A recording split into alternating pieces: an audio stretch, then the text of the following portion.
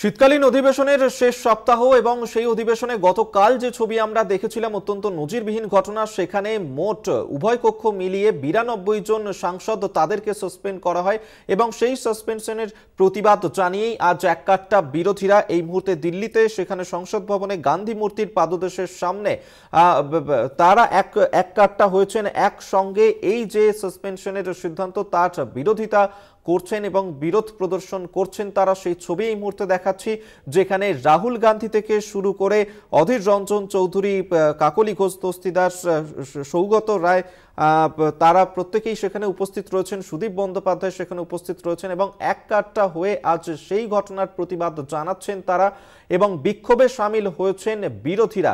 যেভাবে রাজ্যসভা এবং লোকসভা মিলিয়ে মোট 92 জন সাংসদ তাদেরকে সাসপেন্ড করা হয়েছে এবং সেই ঘটনারই প্রতিবাদ জানিয়ে আজ একসঙ্গে বিরোধীদের এই অবস্থান বিক্ষোভ চলছে গান্ধী মূর্তির সামনে। সেখানে এককাট্টা হয়েছে বিরোধী দলের সাংসদরা।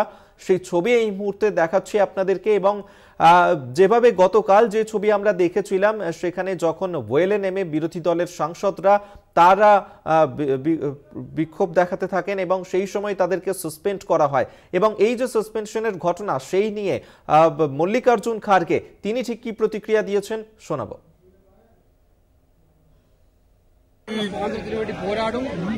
चार होम मिनिस्टर अंदर आकर स्टेटमेंट करे ताकि हमको सच्चाई मालूम हो, लेकिन वो क्यों भाग रहे हैं मुझे मालूम नहीं। एक और जब पार्लियामेंट चल रहा है, दोनों हाउस चल रहे हैं, तो ये लोग सदन के बाहर है, ये कभी नहीं हो सकता। जो स्टेटमेंट सदन के बाहर आप देते हैं वो सदन के अंदर देने के लिए क्या, ये होता है प्रिविलेज कि जब सदन चलता है तो जो बातें यहाँ पर बोलना है वो बातें अगर आप बाहर बोलते हैं तो ये सदन के मर्यादे को आप एक ठोस लगाया है। আপনাদেরকে শোনালাম মল্লিকার্জুন খারগে তার বক্তব্য। গত 13ই ডিসেম্বর সংসদে দুই যুবকের যে হানাদারির ঘটনা, সেই হানাদারির ঘটনা নিয়েই গতকাল সংসদে সোচ্চার হয়েছিলেন বিরোধী দলের সাংসদরা। তাদের যে বক্তব্য ছিল যে এখনো পর্যন্ত সেই ঘটনা নিয়ে প্রধানমন্ত্রী নরেন্দ্র মোদী এবং স্বরাষ্ট্রমন্ত্রী অমিত শাহ তাদের কোনো রকম বিবৃতি সংসদে তারা দেননি।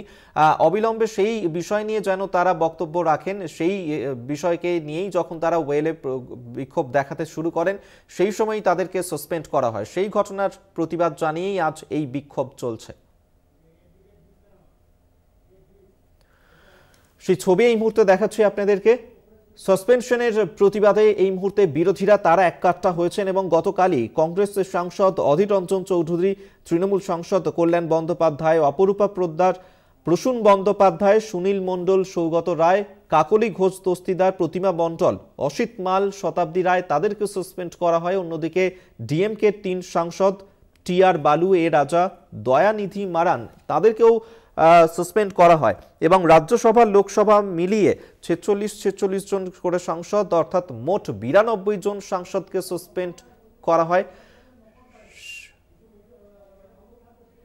সেই ঘটনার প্রতিবাদ জানিয়ে বিরোধীরা এই মুহূর্তে এককাট্টা হয়েছেন